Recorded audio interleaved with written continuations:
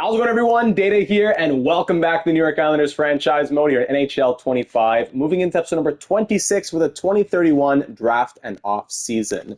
In the last one, it was another run to the Stanley Cup Final in the 2031 postseason, but we fell, unfortunately, to the Winnipeg Jets. The Jets, who were in their third consecutive Stanley Cup Final, finally got it done as they took us down in 6 games. Now, if you're joining this series after you've missed the first, maybe 20 or even 25 episodes, let me catch you up to where we've been so far very quickly. Through our 7 years on Long Island so far, with the goal of trying to recapture the dynasty of the 80s, we've made it to 5 consecutive postseasons, 4 consecutive Eastern Conference Finals, and 3 Stanley Cup Finals in the last 4 years. Of those 3 opportunities, we've just won 1 cup. We're 1 and 2 in those 3 chances. And moving into 2031-32, which will be year number 8, we know that this core is continuing to age, and we're kind of looking towards that little bit of a retooling, and that's why this offseason has been, for the last year or 2 in the comments, been called a franchise-defining offseason. It has finally arrived, ladies and gentlemen. So in the last one, Cole Yzerman scored 12 goals and 27 points. 4 of his goals were game winners.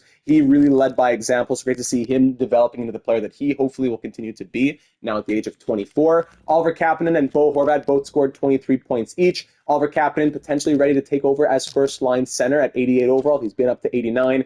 Bo Horvat at the age of 36 now. Was in 83. He bounced back up to 88. But we know that once next season rolls around, he'll likely be in those lower 80s with top 9 potential. Then after Bo, other veterans who are also aging, Matty Barzal, 21 points. He's now 34. Brock Besser, 19 points. He's also 34, moving into the last year of his contract. Barzal needs a contract. Horvat needs a contract. So trying to balance, they do so much, but also they're getting older. And then even a little caveat on the side, hey, we don't have unlimited cap space. Landon Dupont, he's the future. He's a young piece, at least 22 years old, 16 points from him. Patrick Laine is 33. Yes, he's 33, he scored 15 points.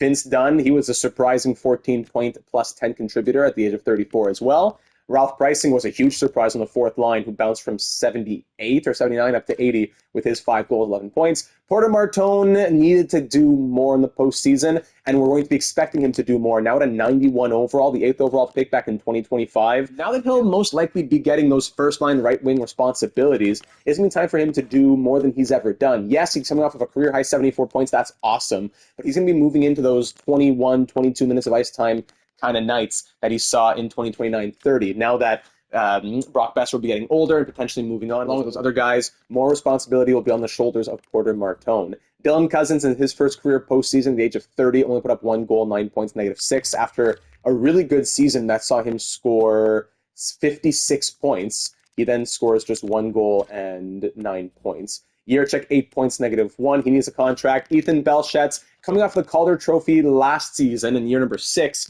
year number 7, didn't see him do much more. When we look at his season stats, he had even 5 less points, yes, in 6 less games, but with playing more ice time. He had power play time, penalty kill time, and Ethan Belchetz just did not perform. Samuel Fajmo, after his inspiring 41-point season on the 4th line, goes from 82 to 84, scored just 7 points. Arcurius at 4th line center, 7 points. Sandin, 4 assists. Pollock in his last games as an Islander, 3 points.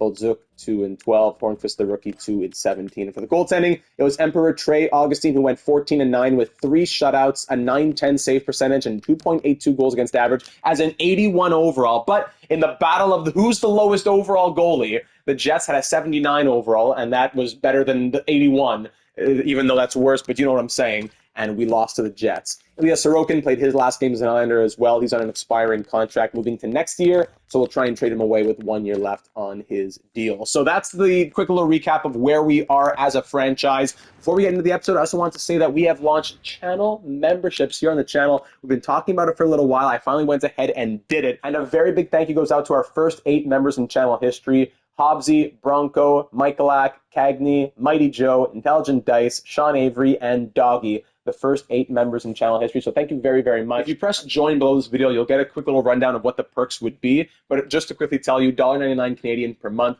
gets you custom emojis, loyalty badges, you get input on created players, possibly a created player of your own in a franchise mode series, access to exclusive Discord roles and a channel, as well as shoutouts at the beginning or end of episodes, as I just did right here. So thank you to the first 8 members in channel history. Very much appreciated, and I hope that we'll be able to build that a little bit more, as we could even do different levels, create different perks. This is all very experimental, so I'm looking forward to hearing what your thoughts are on all of that.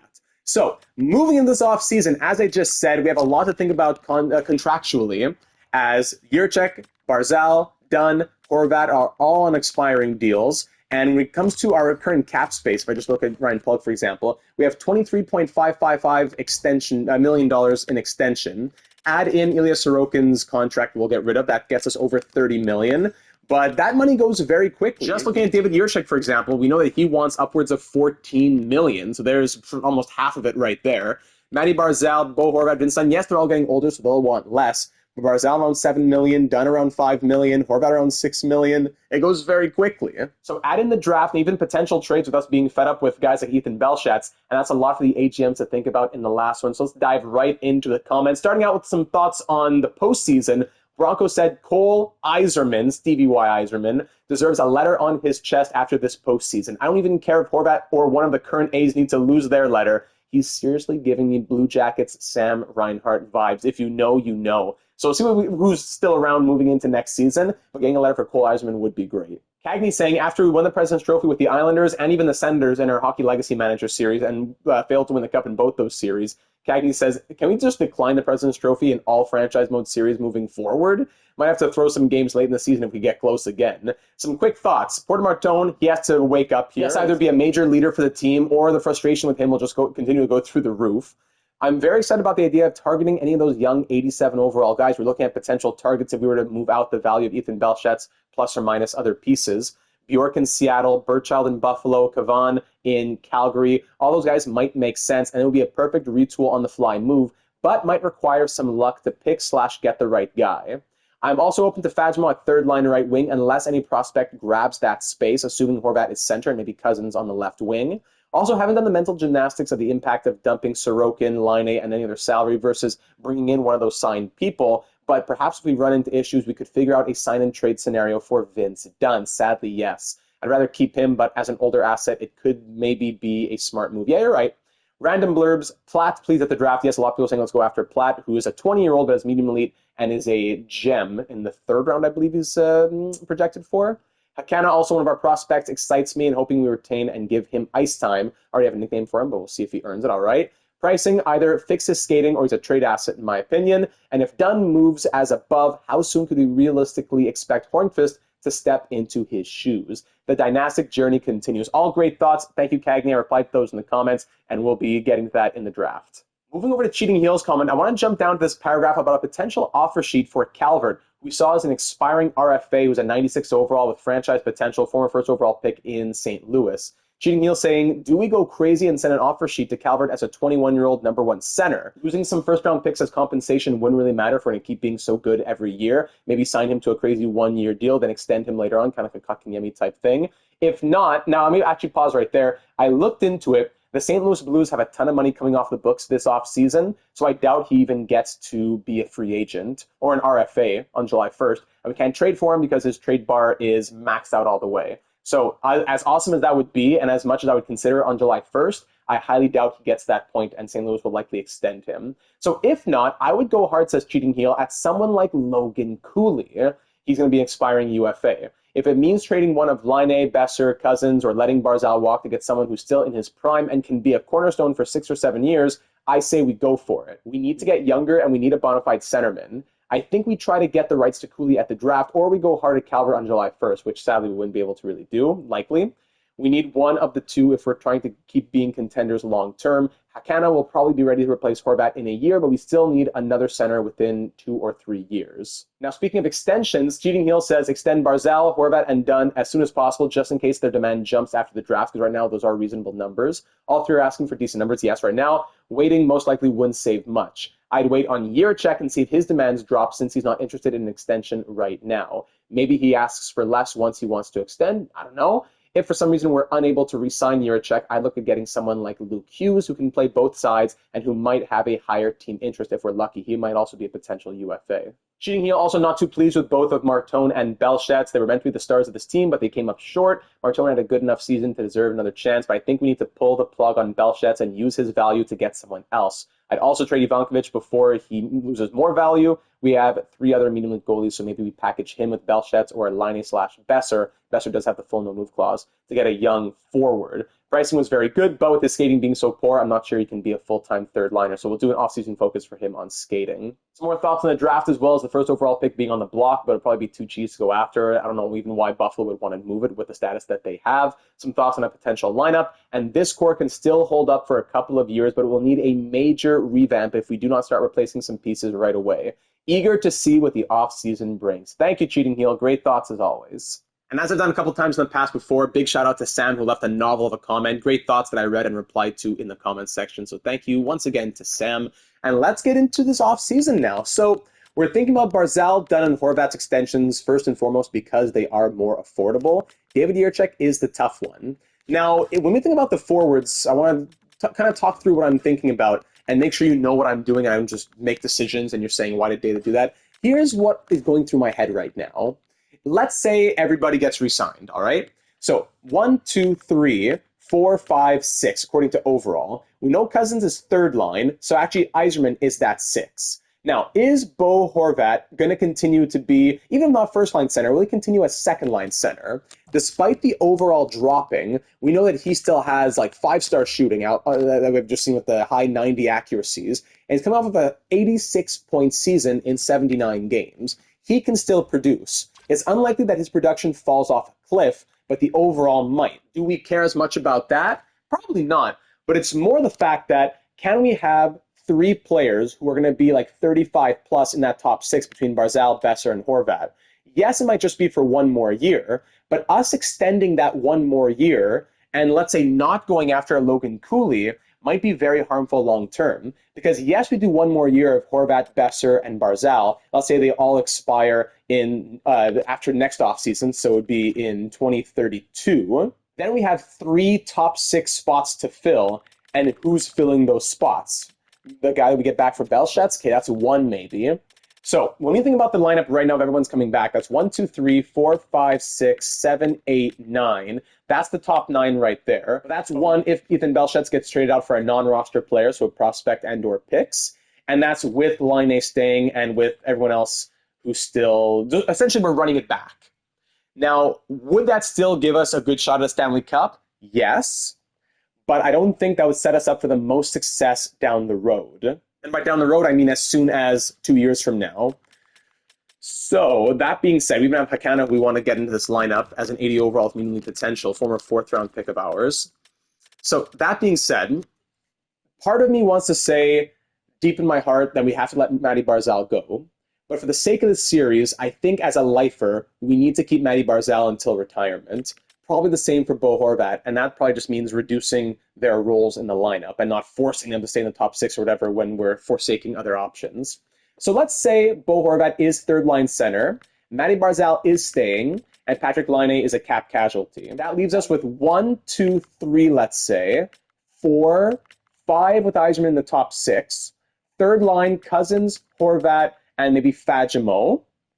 And then that leaves 1 more spot for either Patrick Laine to come up, but we just said he would be a cap casualty. That's likely where the value we get back for Ethan Belchetz and Ivankovic and Sorokin come in. If we could trade Belchetz, Sorokin, Ivankovic, whatever, for a top 6 player, we have top 6 player as a 1, then 2 in Martone, 3 in Barzal, 4 in Besser, 5 in Kapanen, 6 in Yzerman, third line Cousins, Horvat, Fagemo, fourth line Arcuri, Pricing. But do we want to have Hakana as a 4th liner? That's a tough one, but at least that alleviates the issue that I just raised previously. That's for the offense. Now on defense, I think we can probably, in a perfect world, we stay the same with 1, 2, 3, 4, 5, 6. Sorry, Puck would be gone, so Boldzuk and Hornqvist 5, 6. That would be doable. Dunn is still an 88 overall, so I'm happy to keep him, especially if he wants to sign for whatever, like the $5 million we were saying on a 1-year deal. He wants 1 year, $6 million right now, but with a full no move clause. does come down. We might have to give him those 2 years. Yeah, we might have to give him those 2 years. 2 years gets it to come way down, which is super helpful. Maybe we could play around with the clauses. Kind of like this, where year one is 24 team no trade list, and then year two is a 20 team no trade. Something like that. Even 29 and 24, because year one we wouldn't trade him. It's more year two if he starts to regress, and that would allow us still 8 teams or 7 teams we could trade him to. So 2 years, 5 million on an 88 overall. Yes, who will be regressing, but still has exact elite potential. I think that's the deal right there. 2 years, 10 million, and we give him some trade protection that probably we don't even need to use. I think we'd keep him for those 2 years. Even if he goes down, by then Hornqvist is ready to take his spot. He could play third pair. So Vince Dunn's not a big problem for me. Yurchek's the problem. Pulock will be walking. So defense, that's fine. For the forwards, as much as deep in my franchise mode heart, I'd have to say it's probably time to let go of Matty Barzal. I don't think we can for the sake of the series and what he's done for our franchise. So his organizational interest is not that high. So we have to start a phony negotiation where we're saying, hey, well, our team is a contender. Would you like to come here? I'm not so interested in coming here. But you're 34, man. So 2 years on him, again with some trade clauses. Let's see if we can play around. I don't know, 2 years, 8 million on Barzal? That'd be crazy. 16 million, 2 years, full no move clause, which would be tough, but that's kind of the challenge of the Islanders, right? It's not just Lou who did that. It's been a long-term thing for the Islanders. It's ingrained in the franchise's history. It's not like we're going crazy long-term, but 2 years for a 34-year-old who has been a lifer, just surpassed 1,000 games played as an Islander.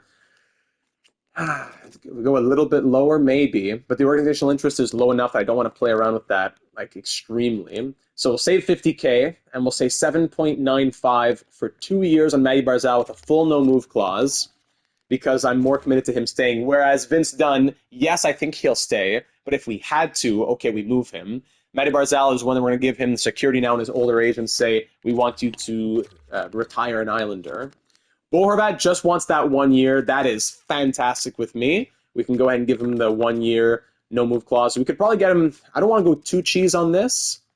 As an 88 overall, this is too cheese. But we know that he was just an 83 literally last week. So if he's an 83, 1 year, 4.5. Now let's go 4.65 with a full no-move clause for 1 year, and we reassess next offseason again. So that means next offseason, if accepted, Horvat and Besser would be expiring, and Barzal would have 1 more year. At 34, that makes sense. And Horvat's 36, we give him the 1 year instead. So that's going to be the offers that we send out. Yeah, those, if we go back to all skaters, those 3 extensions will be the ones we send out here before the draft. And now we're going to go ahead and get into the draft itself. Allmark, of course, will be walking too. And yeah, we don't have a lot to do draft-wise, but let's just hop into it right here, right now. No need to wait. Let's get into it. And here's what I've been thinking when it comes to a potential trade. I know that Buffalo is the first overall pick on the block. But last episode, we talked about 3 options for young players who are in that Ethan Belchet's age category, whatever you want to call it. First off, over in Buffalo, they have, for some reason, the first overall pick on the block. They have fantastic prospects on the block, okay. But if we look past that and go to their forwards, not on the block, but if we look at this guy, Burchild, 87 overall, Mikey Burchild, 3rd overall pick in 2026, playmaker, just 2.5-star shooting, but 94 passing, 5'11" left winger. We could use a guy on the left, that would be great. Just 45 points last year, 29 year before that, horrible plus-minus in his career. Not the greatest production, but I think he'd do a lot better with us. Now, that being said, he is an 87. He is playing 16 minutes per night. He's not on the block. I don't know if it would make a lot of sense for Buffalo to move away one of their young top 6 forwards to take in Ethan Belchet's. The next option, I'm not saying no, but those are my thoughts. The next option over in Seattle was this guy, Bjork. Yes, Bjork was his first name again? It was Vigo Bjork, yes. So Vigo Bjork, the 4th overall pick in 2026, another playmaker with 2-star shooting, but 95 passing. I like that. 46 assists this past year, 61 points, 79 points the year prior. Again, although he fits the bill for us, I'm not sure if Seattle would want to trade a young 23-year-old forward who has put up the production he has the last 2 years and is playing over 20, close to 21 minutes per night. Again, one of their only top, one of their top young forwards who's in their top 6. So Seattle, it would take more to get those two players, as their spots in their respective teams are more solidified. Now, the third option, and the one I think makes the most sense, is this guy over in Calgary, Kevin Cavan. I'm going to call him Cavan. Benjamin Cavan. Now, he's an 87 overall, who was the 24th overall pick in 2025, so a little less stock, not like a top 3 pick or something. 24th overall pick. Now, look at this in Calgary. He's had some good production through 4 NHL seasons so far, but he has been buried in their lineup. 13.50 per night in his rookie season. Since then, 3 consecutive years of between 10.5 and 11 minutes of ice time per night. Despite being an 87 overall with 5-star shooting, he is fed up of being buried in this lineup here in Calgary. Medium top 6 potential, so not anything crazy elite. Signed on for 2 more years at $4.125 million. And by the way, Bjork was signed on for $12 million, expiring contract, but for $12 million. So we wouldn't have even been able to acquire him unless we moved out big money. So Cavan would be easier to acquire value-wise and salary cap-wise and storyline-wise. 3 reasons right there. Now, if Ethan Belchetz goes back the other way, he's about to have a 2-year extension coming in, so signed on for 2 years just like Cavan at $2.1 million. So Calgary is saving money. Yes, he's been struggling more, but he's coming off of the Calder Trophy in 2030. A weaker year, but a Calder Trophy nonetheless. And perhaps they can say, we're looking to dump him. They want to try and, there goes the pick, sorry. Blomstrand goes to Buffalo. Yes, 81 overall, medium elite for the first overall pick. There you go. Congratulations. So they want to try and take him on as a project. And not that they want to trade Cavan, but he is so disgruntled that he's looking to move out. He hasn't been happy with how they've been playing him. They're conservative sellers. Maybe they want to, not that Ethan Belchetz is that much younger. Cavan is 24, Belchetz is 23, but they get 1 more year. He's going to be expiring RFA, while I believe Cavan will be expiring UFA in 2 years from now. So that does provide a little bit more team control for the Flames, but more it's for Cavan saying that he's not happy with how he's been utilized. So if Ethan Belchetz were to move out, and we were to add a little bit more value even to it, like let's say you want Ivankovic maybe, what can we take back from Calgary? As they have no goalie prospects really, yeah, so that would make sense. Sorokin, we could put Sorokin in there. I doubt do you want Sorokin? Do they want to, yeah, he would be open to going there. They do need a backup goalie. So let me just add like a 4th round pick just to balance it for a second. Would that go through? No, isn't sufficient at all. Where I think Belchetz for Cavan straight up would even go through. With a 6th, just a touch. Like if this would go through, if Belchetz for Cavan would go through, why add Sorokin for no reason? So bear with me here. If I go to the fine trade and actually just see what could Sorokin get on his own, is there a team that wants to give a 7th round pick just for him?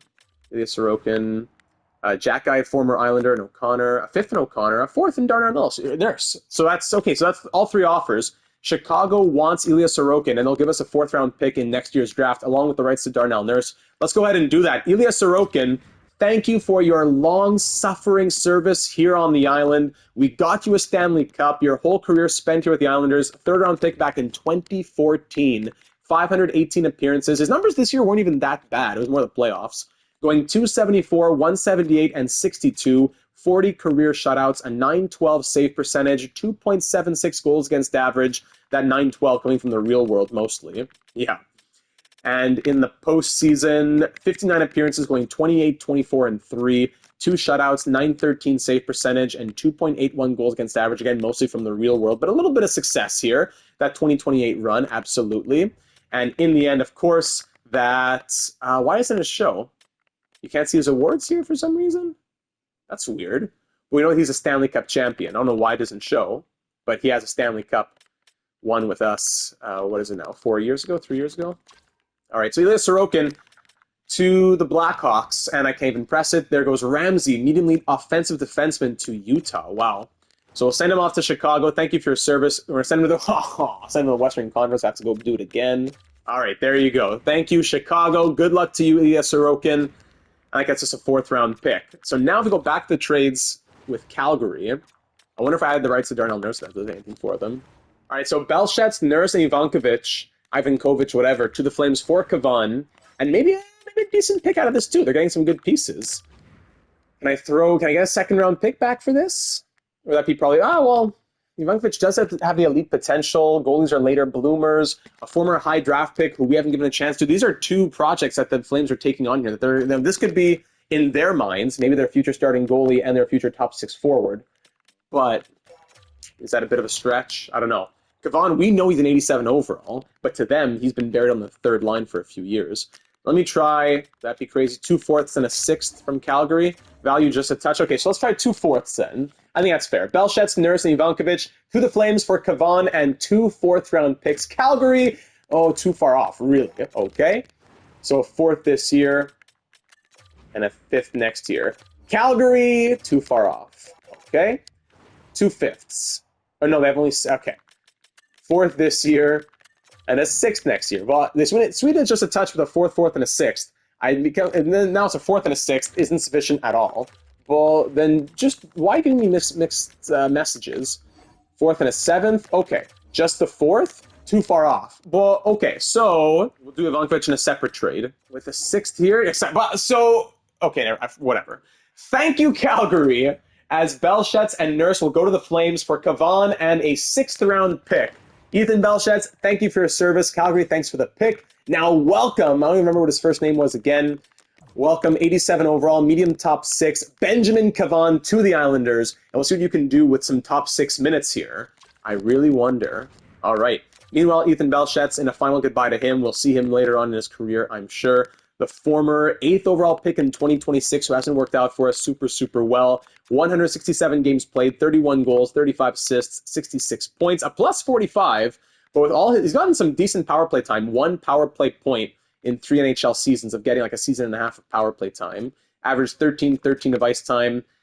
And in the postseason, he had scored 4 goals, 14 points in 39 games. Congratulations, Ethan Belchetz. Good luck. Comiskey goes to the Flyers. They're a medium elite 2-way forward, 80 overall. And there he goes. That's our major trade. Sorokin out. Belchetz out. Now, will Laine be out? Probably, where we have to find a deal where it's Laine and Ivankovic for a prospect. That's what we were talking about, huh? As much as I love Patrick Laine, we want to let him spread his wings and fly, not be buried on the third line again. Although I think he would be happy to stay on our third line and go after another cup. I think we need to make some room for the younger players and not just hang on to him because we want to hang on to him. Plus the fact of freeing up money, right? So, Patrick Laine, if we were to say, who wants you? Back to the Canadians. Hold on a sec. Let's see what we can find. That's it. Just 3 trades. Canadians, Predators, and Senators. Eesh. Not the greatest offers. But maybe we send you back to the Canadians. No, probably a Western. Yeah, let's think about the Predators. At least that's a team that works. Now let's try and build a different deal out of it. Honestly, I'm doing my research, and Buffalo might be the only team that works if we really want to trade Patrick Laine in exchange for like younger pieces. If we look at, for some reason, if we look at their rookie skaters, they really want to move this guy Shoveldave. It's a couple years that he's on the block. I don't know why as sellers, but they really want to move him for some reason. Shoveldave, high top 6 potential centerman, 75 overall at 20 years old, former 4th overall pick. Not the most impressive numbers here. 1.5-star physical, 2.5-star shooting. This doesn't scream good simulation player to me. But he has that potential. He's a center, which we need in our organization. And they do want Patrick Laine. So if we did Laine for Shoveldave, then the salary cap would have to be played around with a little bit. That's an idea. And unless we just say Patrick Laine for picks. Maybe let's advance a few more picks and let's see, like, when there's a pick on the block, would that team want to move it for Patrick Laine? So 80 overall is going there. The 5th overall pick is a medium top 6, 67. That's tough. So a medium top 4D. And now the Blackhawks take this guy. So if we want to pick at 12 and trade Laine to the Senators, not much of that really interesting to us. Maybe Don Ramirez, 1 year away sniper. Medium top 6 potential. Center, Nikita Malkin, 2 years away, sniper center. With our pick at 31, we're likely going with the low elite there, Maddox Marchment. And then Platt later on at 47, unless we trade down even. It's a tough call. I don't really want to trade Patrick Laine, but we might have to. This would be our top 9 right here. Then Fajmo still stuck on the 4th line as an 84 overall. We can't. That's even with Hakana stuck on the 4th line as well. If we bring up Fajmo, who's giving us great production on a $1.5 million deal, do we move him? Because we probably can't re-sign Fajmo after that 1 more year when he's going to be wanting big money, unless something works out. Could we keep Laine for 1 more year? Do we have the 6.5? It's breaking my heart. You know what? We might or even probably have to trade Patrick Laine, but I'm not feeling inspired at the draft. I'm not feeling inspired that this is the time to do it. We moved out Belshats, Ivankovic, and Sorokin. And if we move out Line, we'll do it maybe July 1st or the preseason, whatever. But I'm not feeling inspired here at the draft to move him right here, right now. And I'm not going to force it just because it's a maybe. Even if it's a likely, it's still a maybe. So I'm going to wait on that. So the centers ended up taking the top 4D. Ramirez was a 72 overall. Malcolm is a 68. Yeah, blah, blah, blah. Medium top 6 forwards. Low elites. Oh, a few low elites even. So now our pick at 31. We know we want 47 to try and go after Platt, but we likely just take Maddox Marchment first and then figure that out later on. The guy ranked 29th is still around Johansson, but this is the obvious pick, I think. Low elite, 3 years away. That always provides some, for lack of a better term, potential to grow. 69 points in 65 games in WHL. Yes, let's head up to the podium. With the 31st overall selection in the 2031 NHL entry draft, the New York Islanders are proud to select from Portland, Maddox Marchment. Welcome to the team, Bello. You are 66 overall, low elite playmaker, right wing. Yeah. We'll see what happens with his growth in the system, but I like that potential, and I like that spot for him. Our next pick comes at 63, so let's let the Jets make their last pick, and now we want to try and think about Platt. So this is 34, 35, 36, 37, 38, 39, 40. I think there's 47, 41, 42, 43, 44, 45. So yeah, let's try and trade for Calgary's pick. If I'd known earlier, we could try and yeah. Well, you know what? In that trade, it wouldn't have made sense. We already thought about 41 at that time. So I'll trade you 63. You don't want it, but I'll trade you 63 for 41. Let's see what else we can do. Probably Carbonneau, right? Yeah, we said just think Carbonneau was probably a guy we should get the rights of traded out. So Carbonneau with one more year on his contract and 63. Doesn't get it done. It's not the craziest draft class if we want to try and move some later picks. We have 2 7s, 2 5ths. So how about I give you my 5th? 2nd, a 5th, and Carbonneau. That's a pretty good deal. Quite close to fair value, just not super interested. Fair enough. Really adds a guy that we're not going to be re-signing, I suppose. Kind of like what's his name? Like a Bartasak, let's say. 66-23. Instead of a 5th, we'll throw in a 6th now. I'll keep your 6th, give you my 6th. Trade accepted. Thank you, Calgary. 2nd, a 6th, and a couple pieces. And with pick number 41, we'll go ahead and make that selection. It's rare that I draft a 20-year-old, and it's rare that I draft one so high. But with the medium elite potential and a gem, 6'5", and you know what? An 18-year-old who's 5 years away is a 20-year-old who's 3 years away. So as long as he's 3 years away, not 5 years away, I'm happy to take him. Frederick Platt from Rimouski. What's he been doing here? Nothing crazy. 58 points in 68 games. I like the potential. I like the gem. Welcome aboard, Frederick Platt. He is 66 overall, medium elite. Yeah, that's fine. Yes, he's 20, but 66 medium elite. Okay, power forward with 3-star physical, 2.5-star shooting. I really will be curious to see what he can develop into. Frederick Platt, welcome aboard. Now, our next pick in the 90s. I know there's other players of great value, always in the 40s, mid-40s, early 50s. Yes, there are other guys that we like, but there's anyone else that we really need to get. Raphaël Gauthier-Leduc, I'd almost get him just to keep saying the name. 6'5", 2-way D. Raphaël Gauthier-Leduc avec les rondelles, les patins sur la ligne bleue. Yeah, I could just hear RDS and Tivia eating that up for years to come if he was on the Canadians. Quel tir par Gauthier-Leduc! Le jeune Québécois! They'd be going crazy. All right, Lorenzo Corrado. Yeah, offensive defenseman. 4 years away at 17. That's tempting. Low top 4. But we don't really have a lot to trade up with, right? I just use a lot of our trade value. So a little trade up might be possible for like an Isaac Quincy, who's 17, 3 years away. That's something. Low top 6, even McBride. Wade McBride, also 3 years away at 17. Ooh, I like that. 3 years away at 7. Yeah, they're both 3 years away at 17, but this is a power forward, 6 foot. I like that. Medium elite Korobov. I forgot about him. Oleg Korobov, yes. Medium elite. So we get 2 picks in the late 80s. That would be worth trading a lot of our later picks in this draft for. Because aside from that, we want to go after one of those gem goalies, and that's about it. Some low elites later on would be nice. Let's sim at least to the end of this round. Yeah, sim to next round. And now we're at pick 65. Gauthier-Leduc was 64 overall. Just to throw that out there. Some low top 4 forward, top 4 Ds, low top 6 forwards, all the usual suspects. It's actually not that bad of a draft class here, I gotta say. So if we were thinking about McBride, we're talking about 2 picks in the late 80s for Korobov, and one of those low top 6 17-year-olds. The Kings actually have a bunch of thirds. Could we risk taking 93 for Korobov? 85 and 93. So if I say 2/3 and a 6 for a third and 2/5 isn't sufficient at all. They don't want to trade them. They want to trade all the other picks, but not their thirds. They have a lot of thirds. 7th next year, too far off. Straight up. Yes, okay, straight up. I'm okay with that then. I'm all right with that. Thank you very much. So with pick 85, we'll take one of those low top 6 forwards. As Quincy from Poland is super interesting. But is he a two-way forward? Is he a power forward? I'd kind of lean the power forward.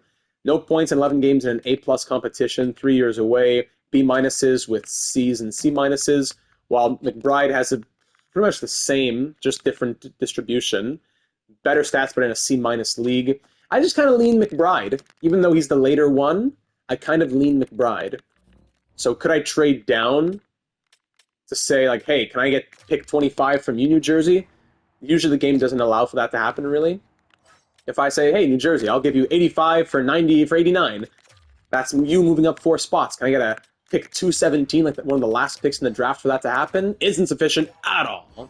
So I'll just take my guy at that point. So with pick 85, we'll reach a little bit to McBride.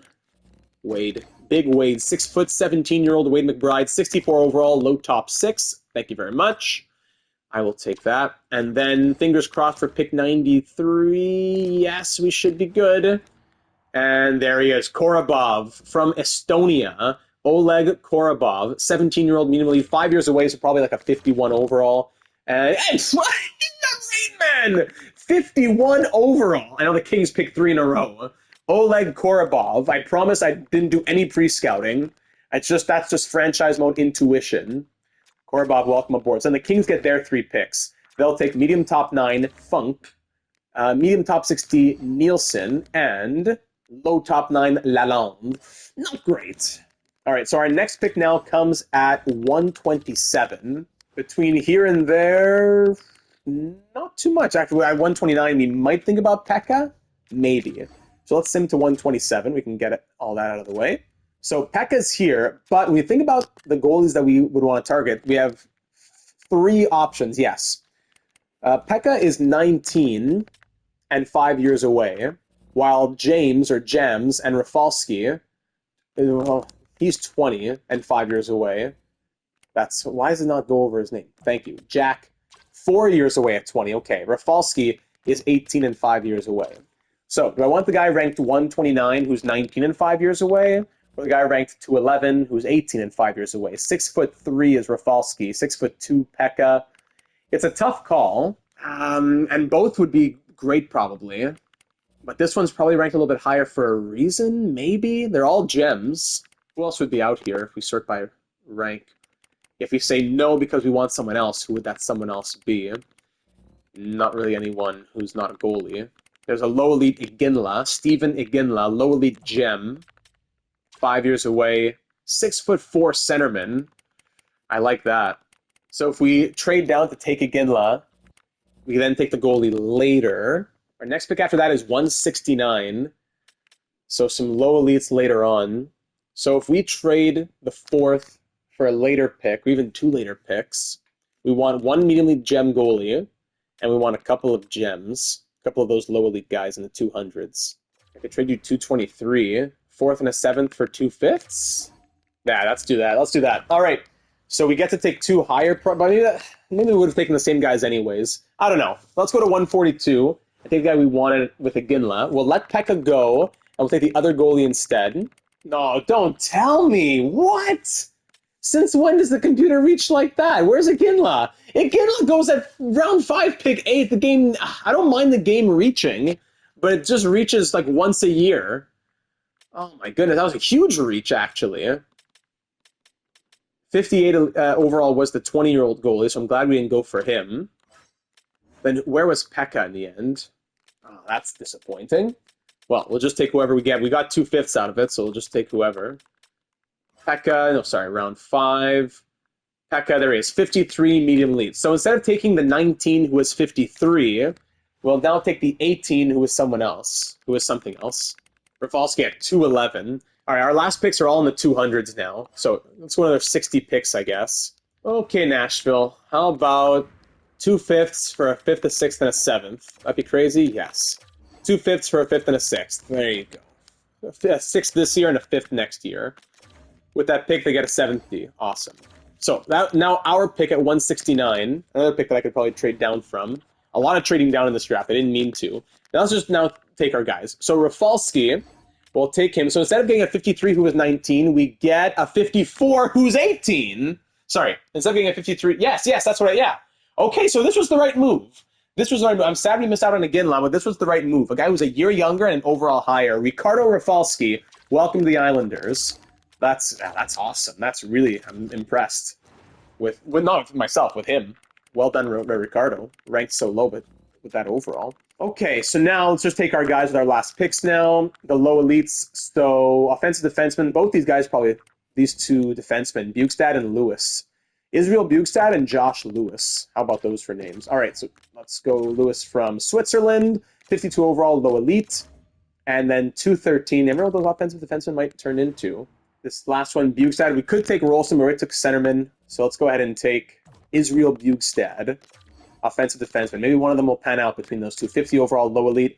And there's the draft, ladies and gentlemen. We make some trades, make some moves in the picks. Marchment, Platt, McBride, Korobov, Rafalski, Lewis, and Bukestad. I'm very happy with that class. Now, always, what will it become? I look forward to seeing in a few years' time. Now, moving forward to the re-sign phase, let's see if we can get some answers from those 3 extensions we sent out. Looking forward to seeing this. Scouts need new contracts. Yes. Here we go. Bo Horvat accepts the offer enthusiastically. That's great news. Now, Manny Barzal rejects. The salary's too low, so let's see what his demand has changed to after the draft.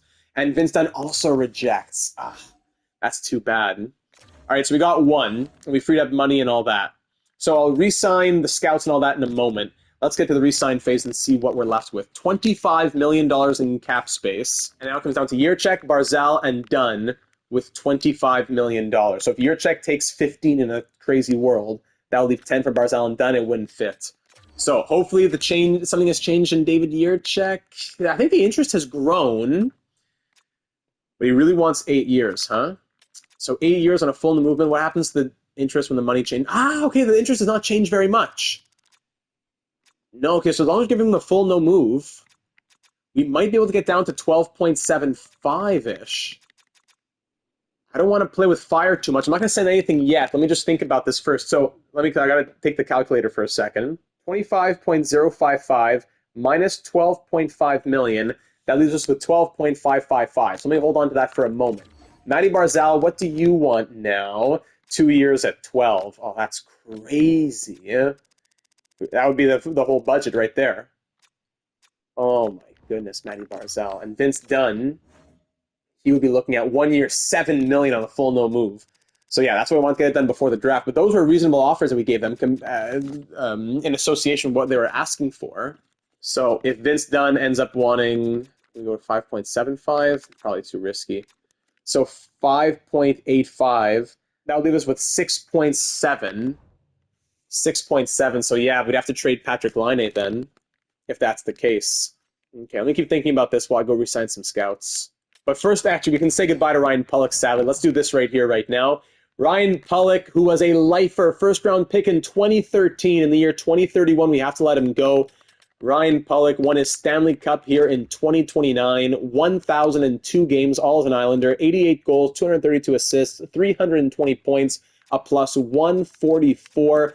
Averaged some big minutes, close to 20 minutes a night in his career, 1,427 hits, 1,550 blocks. 1,550, that's crazy. And in the postseason, 155 games, 12 goals, 28 assists, 40 points. Stanley Cup champion, Ryan Pulock, thank you for your service here on the island. I'm glad that we could have 7 years with you here in the GM data era, and we wish you all the best for the end of your career. I'm just curious what he's asking for. $6 million. Yeah, so now everyone can be sure to say goodbye to him. So he will be released. Arcuri, can he stay on as fourth line center? 1.7 million, we could try to see something. So yeah, I'm going to sign all of the UFAs who need an entry-level contract.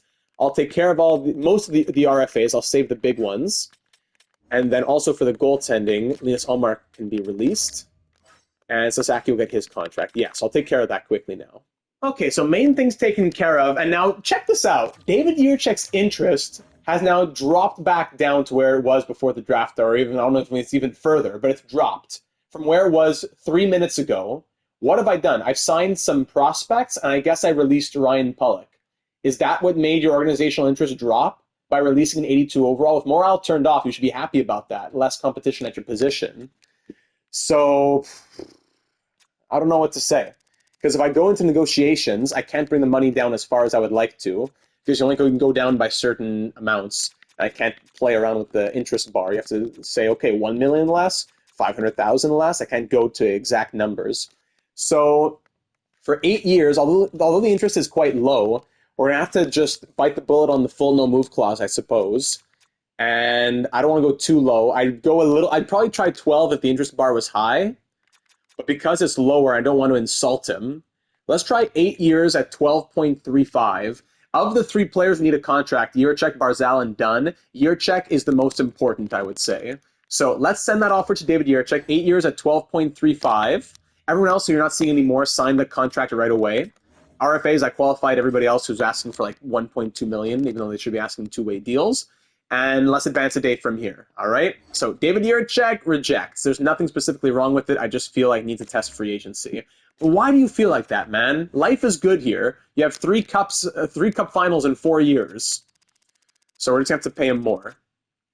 8 years into the 12, let's say 12.75 for 8 years. I don't want to have a conversation with him, like I said, unless it's necessary. So this is going to be my final offer before I send the conversation. Meanwhile, we can't wait forever on offering something to Dunn and or Barzal.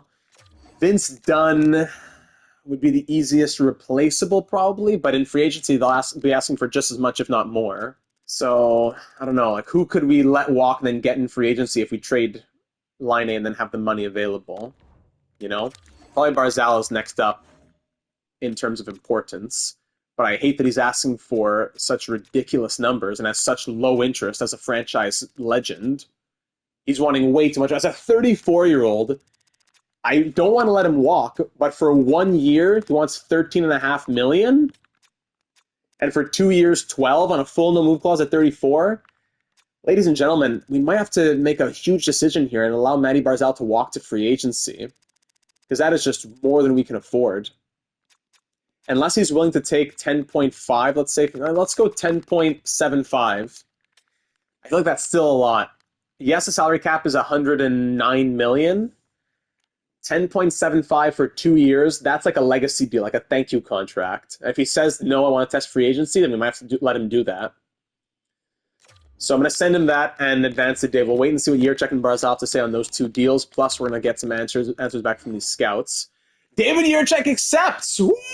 Boy, wow, that's a huge weight off my shoulders. I accept your offer to stick with the team. Thanks for the stability. So David Jiricek, we thought he was going to cost into the 14s. We just got him for 12.75. 8 years on a no-move clause is tricky, but at 12.75, that is doable. Thank you, David Jiricek. Now, Matty Barzal rejects because he feels the need to test free agency. That leaves us with $13.6 million, where Matty Barzal is asking for crazy numbers, and Vince Dunn is asking for a high 1-year deal. So now here's where the conversations begin, I suppose. So start negotiations on Vince Dunn. Let's try and charm him. Hey, would you like to come? Actions speak louder than words. How about your Stanley Cup ring? Look down at that action on your ring finger. Look down at that action. Organization. Let's talk about the organization. The market, the team stand. What a joke. There should be different things you can say for players who are already in your organization. Now he has even less interest, right? Team status. All 3 of my things are going to be red, right? Yeah, all 3 are red. And he has no interest now. So let's just... Can I just leave the conversation, please? 1 year, 7 million, end conversation. Okay, so that's great. The interest goes down. That doesn't help us. And Barzal negotiations, I mean, the same thing, right? 50-50. Here we go. And that's okay. We get it there. Now let's try and persuade. I'm glad to hear that. Good. Let's not try and go too crazy. We already got the interest up a little bit. This would be convincing. And here comes the red, right? And no, okay, I'm not going to lie. Your perspective has enlightened me. I've only been here for almost 20 years, but I feel enlightened. Let's persuade him again, and then drops back down. You know what? No, you're not right. Oh, team status, convincing, and green again. We're back up. Okay. Do I try and convince him? Let's keep it up. There you go. Hey, there you go. Contract. Okay. Okay, let's offer him 10.325 for 2 years while we have him, and see what he says to that while the interest is higher. Okay. Boy, advance a day, and Joey Lyle scouts on board. But where's the offer? But did I not send the offer? I don't even know what this game is anymore. Now the interest between 1 and 2 years was no different for a second. Okay, he's back down to earth a little bit, actually. Can we do 10.65 for 2 years? It's more than I want to pay him, but it's better than the 12 we were talking about and the low interest that he had. Maybe even 10.6 for the 8 bars. 10.6 for 2 years. And on Matty Barzal. While Vince Dunn, that would leave barely any money, so Vince Dunn wouldn't even be able to be signed at that point. Arcuri to stay on as 4th-line center. I've been very, very pleased with Arcuri, actually. I've been quite pleased with him. But he wants, what, can we get a little bit lower? 2 years at 1.5 in this economy? Let's see what he says to that. All right, advancing a day. Barzal accepts the offer! Woo! Okay, I was ready to have to release him, and so does Arcuri. So we're down to $3.35 million, and Patrick Laine moving out would probably be that money on Vince Dunn. But maybe, because Vince Dunn has been difficult, maybe we move out Laine and move that and use that money on a different defenseman even. I love Vince Dunn, but who says it has to be him, right? So, UFAs are just done. RFAs are those guys that have been qualified. Goaltender's been taken care of. Ivankovic, what? Where's it? What? Oh, that's true. We didn't trade him. That's true. I thought we had traded Ivankovic. No, it's Ivankovic and Laine who will be traded on July 1st. Okay, sorry. Yeah. So he will be traded. So we need a new backup goalie in free agency or something. Okay, is that everything? Vince Dunn will sadly have to walk then, at least to begin free agency, as he still wants 1 year, $7 million. So yes, Vince Dunn will be released just for the time being, and that will allow us to begin the free agency period. All right, so let's advance a couple more days. Sim to free agency. Zaski accepts the qualifying offer, so does Kale. Okay, and now here we are on July 1st. So since it's July 1st, we'll start the off-season focuses, which will be, I'll just run you through them very quickly. Always skating on Bo Horvat, defense on Yzerman, defense on Hornqvist, maybe something for Bates. I don't know. I'll do a few. Nothing too cheese. Just a few guys who have spots in their attributes that are lacking. And then for contracts, now that it's July 1st, we also look at extensions. So who would be expiring into next offseason? Besser, who is 34, will be 35. He'd be looking at 10.25. So yeah, I don't know if Besser will be back. Horvat, of course. Laine, who's currently making 6.5, would be looking at 5.5. It'd be tempting to keep him as a third-line guy long-term. I don't know. And then Fagemo, who's currently making 1.5, he'd be looking in the 4.2. So for $1 million more, we can pay Patrick Laine. But Laine's 33 going on 34. He wants 3-4 more years. That's also a problem. Akana and pricing we can sign. So Akana, 2 years, 2-way, $2 million, stays as an RFA. And pricing for the 4th line, he has to work on his skating for sure. Yeah, let's do the 1 year. Says an RFA, wants 1.3. But then magically he doesn't anymore. What does he actually want then? We'll wait on him. Let's wait and let that demand come down a little bit. Because even Ulf Engqvist is close to making the NHL. So if 1, 2, 3, 4, Hornqvist in the top 4, Bolzuk, Engqvist on the 3rd pair? Maybe we don't go out and try and sign Vince Dunn anymore. I really wanted to keep Vince Dunn, but maybe we keep Patrick Laine and use that cap space on a 82 overall defenseman instead. And that's a lot of things to consider here. That's why this offseason is such a long episode at this point. All right, so let me take care of the offseason focuses. I'll see if there's any scouts that can be signed in the staff pool, and then we'll see who's available in the free agent pool. All right, that's all done. Let's get into free agency now, July 1st, and who has dropped? I wonder. Here's Calvert. Whoa. So I wonder, though, my theory was that the Blues would have so much cap space that it wouldn't make sense. So the Blues, let's see what's up with them. Yeah, they still have $19 million in cap space, so it wouldn't make sense to try and go after Calvert on a big 1 year deal that they can't afford because they would be able to afford to match anything. So he's dropped, yes, but I saw that they would have a lot of cap space, and that's why I said it wouldn't make sense to even try about really going after him. So yeah, big RFAs out here. Pelly in Washington, Bjork from Seattle. we just saw there previously. Yeah. Anyways, UFAs. So David Pastrnak at the age of 35 is looking for a 1-year deal. If anyone has 15 million. Brant Clark, Nathan McKinnon, Brady Tkachuk, Gabe Vilardi, Cole Caulfield. Big names out here. Vince Dunn's looking for 7.4, and he has one team interested. So now that the clock has struck 12 on July 1st and he forgot that he ever played with us, if we tried to sign him on a 1-year deal, he'd be wanting 6.2. I'm sure his interest would be a lot higher. Now his organizational interest is much higher for some reason, of course. Colorado is interested in Vince Dunn. I'd love to keep him, but I don't know. So forwards were set. It's going to be defense if we do anything. And of course, they all want crazy money. So if we look at affordable defensemen, we could have Henry Jokiharju. Woohoo! Oh, yeah. Brett Pesce at the age of 36. Darnell Nurse, we had the rights to for 5 seconds. Guliev, Michelle. So we would be looking at the right side. So Jokiharju or Montour. 4-star defense on Jokiharju. Montour, 3.5. One of the offensive attributes to his game with the 4-star shooting and all. Last season, 8 goals, 18 assists, -12. Jokiharju, 3 assists, -4 in 30 games. And for potential backup goaltenders, yeah, there's some. Who's this guy? Graham Bell. Former third-round pick, and really good numbers last year in New Jersey as a backup, and even in San Jose before that. Career numbers of 14-7-4 with .924 save percentage and 2.31 goals against average. Bell would be the guy. Wait, let me guess. He's an RFA, right? Yeah, of course. What am I wasting my time on? So at 3.3 million, Mad Sogard, Ilya Samsonov, welcome back Fedotov, our nemesis Elvis Merzlikins, maybe Mad Sogard.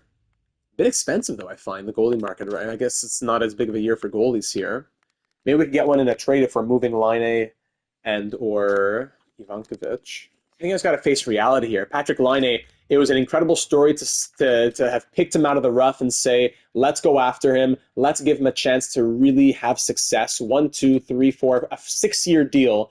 5 years here at the Islanders. We didn't know how long he would really stick. 5 out of 6 years. All 5 seasons with 57-plus points. Years of 70, 83 the year before that. Never a ton of ice time. He was content to take on a smaller role, was successful in it, won a Stanley Cup for his troubles, but now on the last year of his deal, yes, it would be cheap enough to extend him. Would it make a lot of sense to extend him at 33? Fagemo might not stay, but even if he doesn't, we could get some value right now for Patrick Laine, which would help the future of this team. Maybe now it's July 1st, there's some new prospects in the trade block. Got to do our due diligence. I've just been racking my brain with different trade options. Then this frees up this money, sign this player. With the prospects who are available in the NHL right now, I don't think that there's anything to do here on July 1st. We could trade Laine, get his money out, bring back value, maybe just through picks even. Not a lot of prospects are even interesting, let alone on the trade block.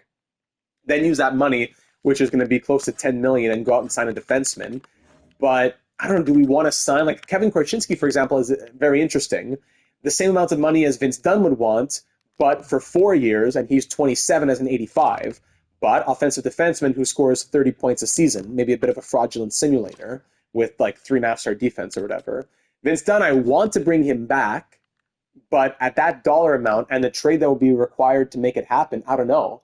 What if we just simmed the preseason and then trade Laine for defenseman straight up, as opposed to trading Laine today, getting back picks and then signing? I don't know. Then that's not a great ROI, because Laine and Ivankovic out today for picks and prospects and use that money for a defenseman versus do nothing today and then flip Laine and Ivankovic for a defenseman. We're missing out on those prospects and picks. But I got to say, there's not a lot that's being offered to us when we look at Patrick Laine. If we go to trades, where even is this? Find trade? Yes, find trade. If we click on Laine, what the league will be offering us in accordance with his no trade clause, still the Canadians, Mailloux a 3rd and a 4th, JJ Moser a 3rd and a 4th from Tampa Bay, Chernak a 4th and a 6th, Svozil a 3rd and a 4th, Timmins a 3rd and a 4th, Goulet a 6th and a 7th. So a guy like Caden Goulet, for example, ooh, that's interesting, but do we want to trade away Laine, like I said, for a defenseman as opposed to using the money for a defenseman, and we get Goulet on a 5 by 5.5, and he puts up like 15 points a season? I don't know, I know it's not about the points, but especially if Sandin's on the left side, is Hornqvist going to be ready for a top 4 role sooner rather than later? That's why Dunn was kind of perfect, because he could transition out of it. Maybe one more year with top 4 guys. So maybe just a guy on a 1-year deal. if there's a defenseman on a 1-year type of thing. And in free agency, the only guy who really fits that would be Vince Dunn. Everybody else wants 3 or more years, while Dunn would be looking at 2. So he could have 1 year in the top 4, then 1 year in the third pair. Engfist is coming up. Bolzuk can always be 7th. Even Bates is coming up. I don't want to commit to a guy for 5 years when we know the defense is needing now, but has reinforcements on the way. Oh, man. So I guess Patrick Laine just moving out for like a pick is the move. Because I promise you, I've done my research. There are like, let alone on the block, but almost no prospects that make sense who didn't just get drafted. So if we go to Laine and see which teams even want him, trading him to the West would be preferable, but it's only the Canadiens, the Lightning, and the Maple Leafs who want him. So sending him back to the Canadiens would be a nice story. They are offering a 3rd or 4th in Mailloux, which means they do at least seem to have some solid interest in Laine on the final year of his contract, bringing him back. I doubt they want to give us any higher picks, though. A second, well, maybe Ivankovic can go to the Canadiens. Let's see. They need a goalie prospect, so there you go. A first would probably be too cheese. So a second, and then maybe some sort of lower-end prospect. I don't know. They have this guy Toskel, who's an RFA. 74-20. Man, of course not. How about this guy Ranta? 73-20. Yanni Ranta, former 18th overall pick. 3-star defense at 20. 66-18 Mallet. Taylor Mallet. He just got drafted. That's right. Everyone just got drafted. Clarence McInnes, defensive defenseman with 2-star defense at 19. 2-star everything. That's a 2-star everything. No. 71-20, Stéphane Paradis. Maybe he has some potential as an offensive defenseman.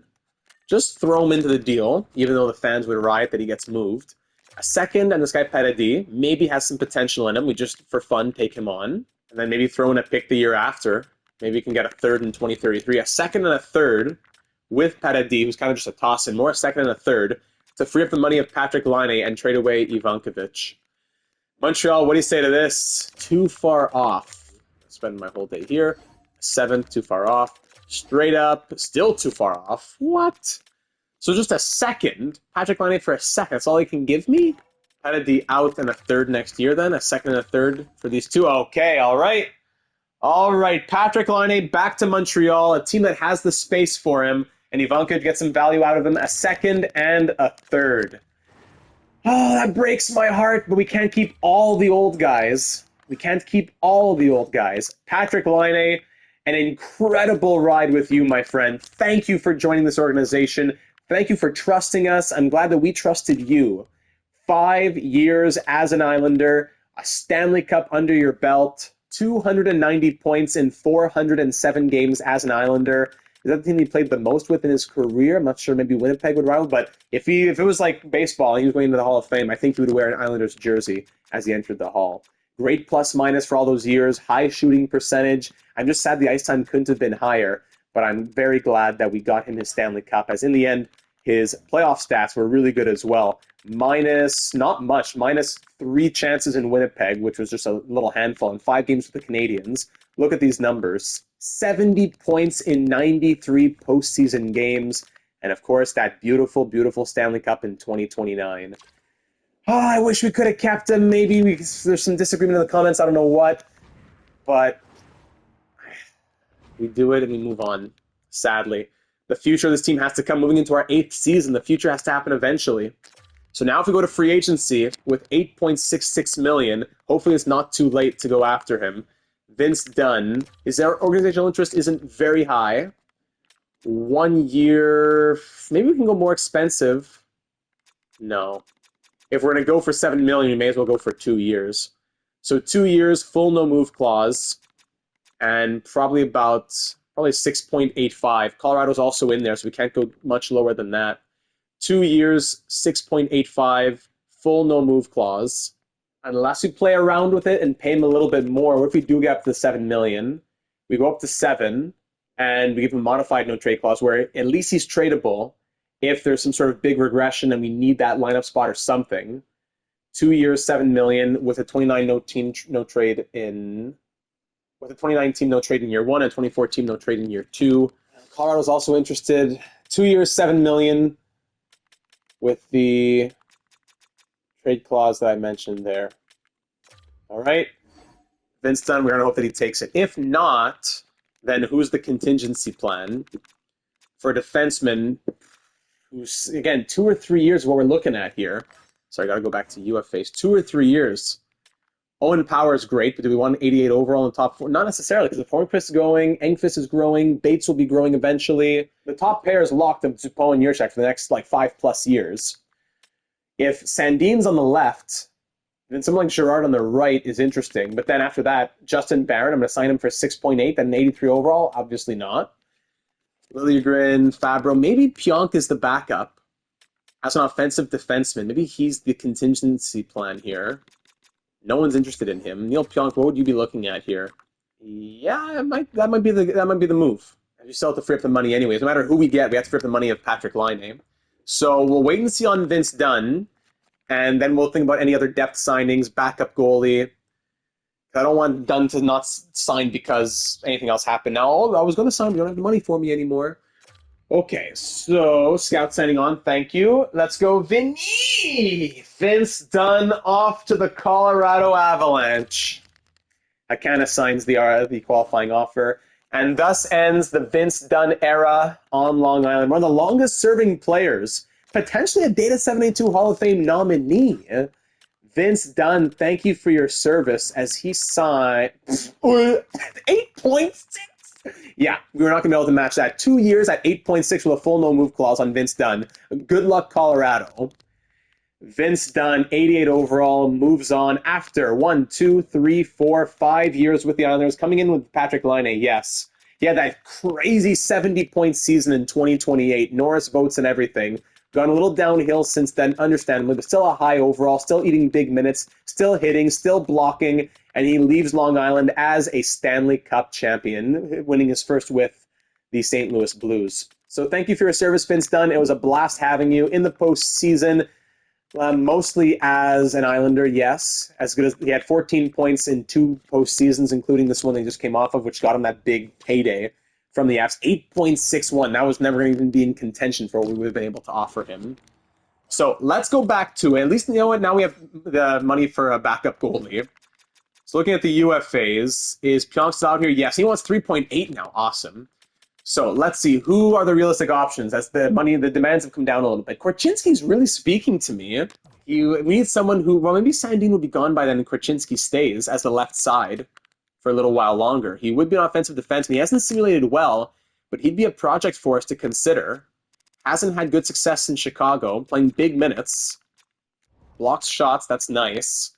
Hasn't had a ton of success. Sam Girard, though, he's more in that age range we're looking at. He leaves, essentially would be swapping Girard with Dunn with the Avalanche. Sam Girard, Data 782 Hall of Fame nominee with the San Francisco Starfleet in our expansion series in NHL 24.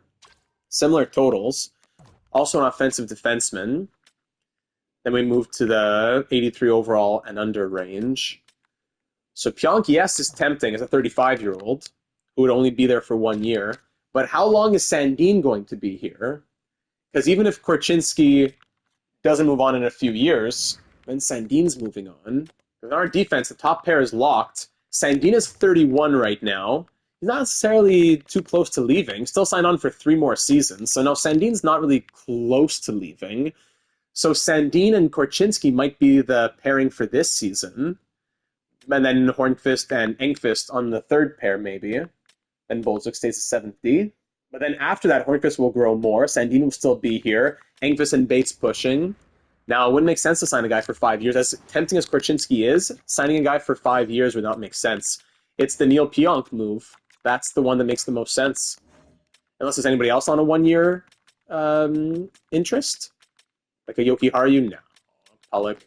Now, his demand came down from 6.2 to 5.1. All right, so Neil Pionk as an offensive defenseman.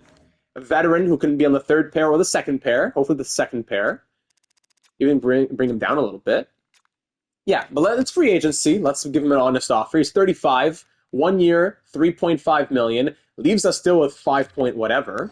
And he'll get back to us in a few days. Very good. Now, on to the backup goalie. Hopefully the demands came down here a little bit too.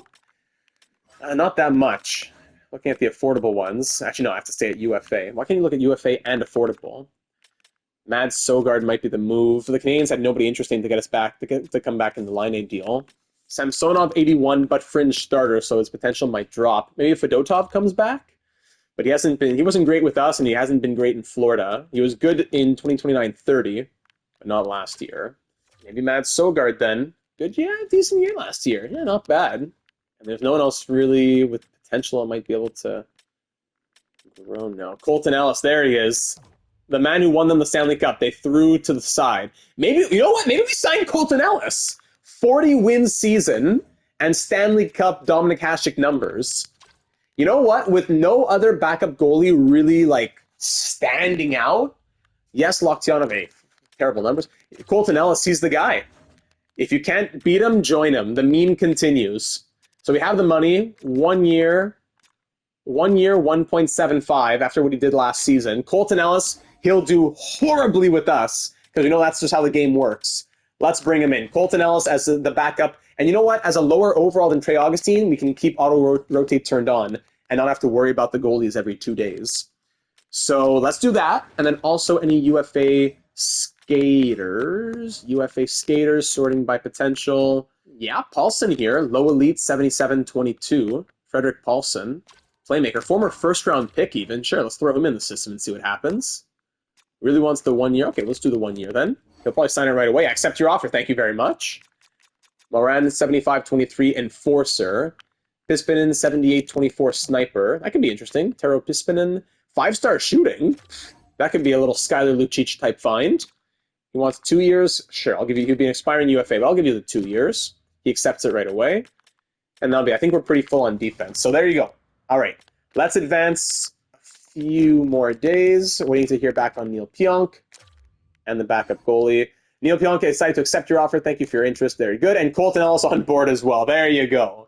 So we achieved what we needed to do. The last thing we got to do is set the draft class for next season now.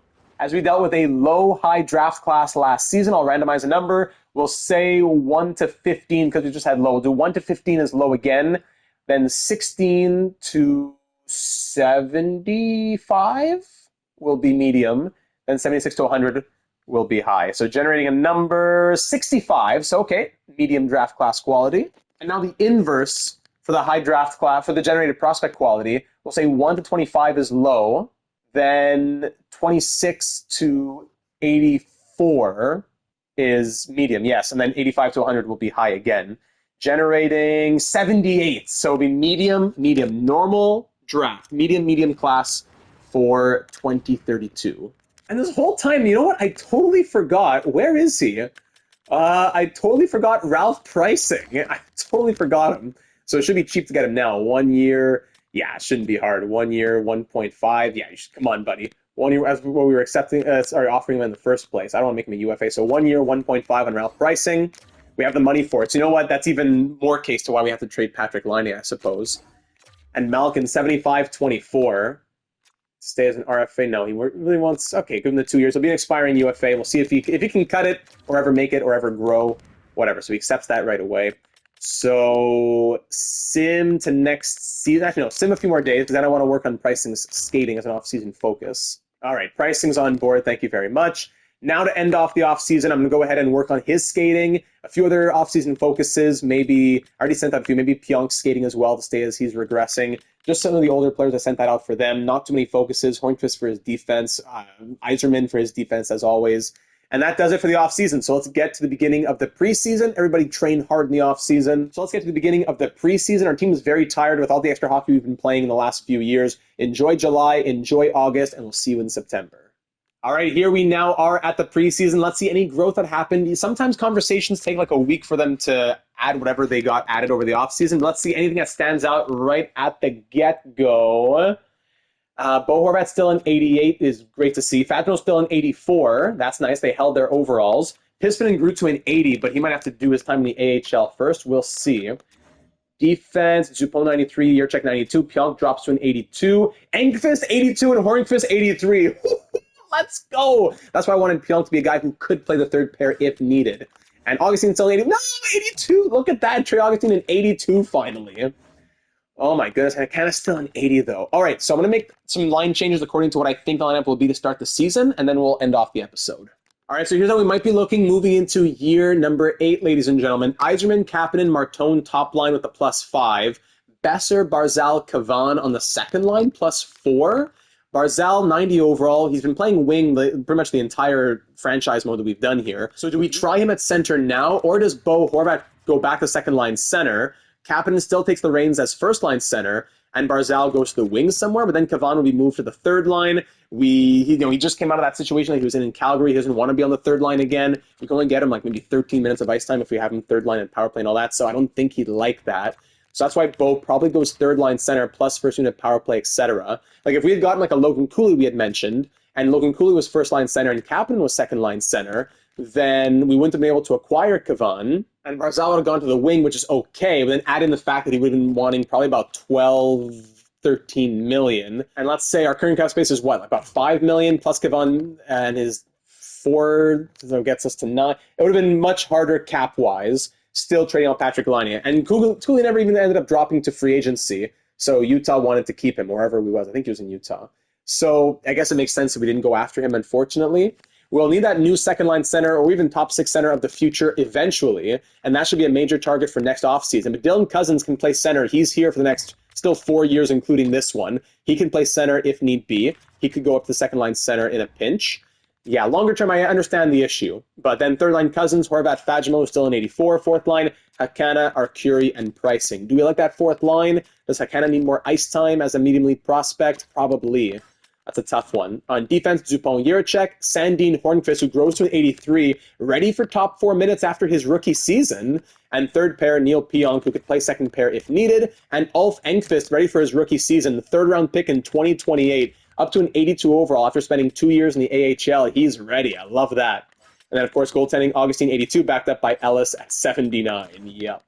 All right, so in the AHL, other growing pieces, Timonen still stuck at a 75. Pispinen is an 80. Tero Pispinen, someone give me a pronunciation check on that. 5-star shooting. Should we get him in the NHL right away? And Hakana goes back to the AHL, but Hakana's 23, medium elite. He probably needs that ice time a little bit more. Pispinen is low elite. Paulson, Simpson grows from a 74 to a 75. Is he ever going to grow? He's 22. It's his last chance, maybe. Simard definitely could get some growth. We'll have to give him ice time. Nazarov at 77 will give him ice time. So I'll fix up the lineup for sure, but just to say who's out here. On defense, George Bates is a 79. Offensive defenseman, first-round pick in 2028. Last year in the AHL, his first year.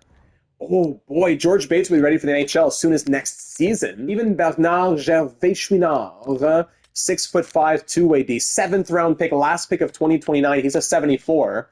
He'll be ready maybe in a couple seasons. Yeah, the defense is coming along in Bridgeport. Stepan, 22, low elite 70, backed up by Sasaski, 20, 65, medium elite. No scratches, I'll work on that. And the NHL, by the way, 7th D and 13th forward. We have Nurmi, once again, as 13th forward, and Bolzuk for the 7th D spot. All right, so that's how things stand moving into year number 8, ladies and gentlemen. When you think about setting the captains, Bo is still our captain. Barzal still has an A, but now with Ryan Pulock gone, that leaves one A spot open, another alternate captaincy. So there's already some calls at the beginning of the episode for Cole Yzerman to get that spot. I could definitely see Oliver Kapanen. I could see Brock Besser. I could see Porter Martone. I could see someone on defense, Dupont, Jiricek, Sandin. So there's already 2 letters in the top 9. I'm going to go ahead and give one to a defenseman just as a placeholder. And if any AGMs have thoughts on that, we can make a change next episode. So Dupont just signed his 8-year extension, but Sandin's been here a while. He's here for 3 more years. Rasmus Sandin is a trooper. He's been a playoff performer as well. We got to admit, don't forget postseason Sandin, the performances that he has had. So I'm going to throw the A on Sandin for now, and you let me know if that should be changed. So Sandin, Barzal, and Horvat, the leadership group moving into year number 8, barring any AGM thoughts moving into next episode. So when you think about moving into year 8, remember that we have 5.05 million in cap space at the moment. Any extensions would leave us with $25.105 million. That's what we have. Besser will be looking at about $10 million. Fagemo stays at an 84. He'd be wanting 4.2. Okay, 1 or 2 years in the 6s. Should we sign Fagemo now because he's so interested in a 3-year deal? Should we sign him for right now at 3 years, 3.65 or something? We should probably do that to get him to 34. Engqvist, he's already grown to 82. I'm guessing he wants $6 million. No, we got to sign this ASAP then. To stay as an RFA, 2 years, 1.2. Let's do that on Engqvist. And the rest we will figure out. Alexiev, one of our unsigned prospects, up to a 77. Our first round pick in 2030, yes. Any other unsigned prospects who saw growth? No, just Alexiev. We can think about any season goals as well. Give me your suggestions on that. And we'll close out by just looking at the trade blocks very quickly around the NHL, keeping our cap space in mind and all of that. So skaters matching the block. Let's fly through these, looking at the years left and everything as well. So if you need to see the potential in any one player in particular, just let me know. But Kako, Kairu, years left on those contracts in Anaheim. No one in Boston. Buffalo, more prospects for them. Calgary, Carolina, Chicago, Girard, who they just signed. Brandstrom, Colorado, Columbus, some prospects. Dallas, some prospects. Then Detroit, some prospects. Edmonton. Yes, there's a fair deal of prospects out here. Start the year. Florida, LA, Geeky, Tolvanen, Minnesota, Montreal, Nashville, New Jersey, New York Rangers, Senators. Ooh, oh my goodness! 2 RFAs in Pierce Roy, 6th overall pick in 2027. Whoa. Coming off a 72-point season. No contract for him. And also Wilford, Zach Wilford, defensive defenseman, 2nd overall pick in 2028. 2 top 6 picks in back-to-back drafts, and they're both RFAs to begin the season, as the Senators have almost no cap space. So I wonder if the AI would be smart enough for me to try and help them out. We have $5 million in cap space. Maybe you can help you to sign one of them. If we could take one of your, I don't know, like Peyton Krebs, but yeah, they have trade value. That's the problem. Who has negative trade? Who has like very low trade value and is costing a lot? Nobody. Maybe Alexiak for $2 million. We could take Alexiak for $2 million and Bear for $2 million. We could take Alexiak and Bear and free up $4.2 million for them. But then we'd be the ones having to give value. The game isn't smart enough to have us take a pick for that to happen to help them. So probably we just have to just let the AI be the AI, unfortunately, in Ottawa. That is brutal. Sorry, Hobbsy. Philadelphia. Logan just got signed, by the way. 1 year, 7.4. Also on the block. Pittsburgh, San Jose, Seattle, St. Louis, Tampa Bay, Kaliev, Miller. Interesting. Sorry, I gotta go back to sorting by overall. Toronto, Utah, Vancouver, Vegas, some expiring deal, by the way, for Cyplikov. Yeah, and same for Connor Garland. 3-point whatever. Cyplikov could be a move. Kuzmenko, Turcotte, a lot of names here in Washington. And then Winnipeg, there you go. So in Utah, I'm just curious, by the way, in terms of Logan Cooley in the end, he signed 7 by almost 14 on a full no-move clause. So we wouldn't have been able to afford that. If we traded for Logan Cooley and we even got him down to 7 or 8 by 12, let's say, we have $5 million now, plus the 6.5 of Patrick Laine, plus let's say we didn't acquire Kavan at $4 million, that gets us to 9. Then we still would have to free up another like 4.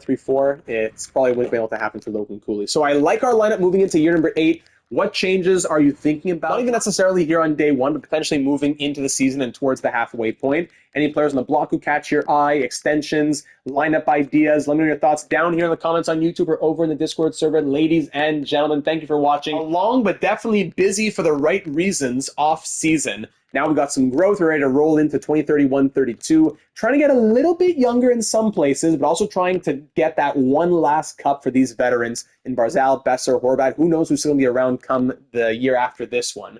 So we're going to do our best to run it back and get to another Stanley Cup Finals, make it 4 of the last 5, and the journey starts next episode. Subscribe not to miss out on any of these episodes. Hit that bell to be notified when we go live with our HLM Hockey Legacy Manager, MLB The Show 25 series, and much more with simulations, playoff content in the real world of hockey, career sims. So you don't want to miss out on that, as well as the perks of becoming a channel member. So scroll down, hit join, read about it a little bit, and if it interests you, we would love to have you join the team. Thanks again for watching, and we'll see you in the next one to begin the journey for year number 8.